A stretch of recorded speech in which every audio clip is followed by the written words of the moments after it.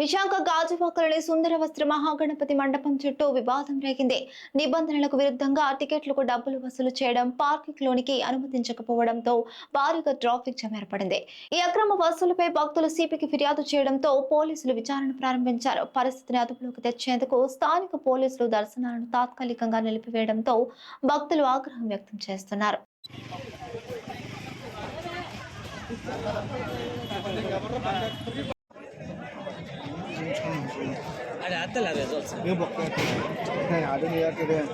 ఇప్పుడు వచ్చి నాకు చెప్పాను రిజల్ట్స్ కూడా వాయిస్ అయితే పంపిద్దామని చూపి రాకపోతే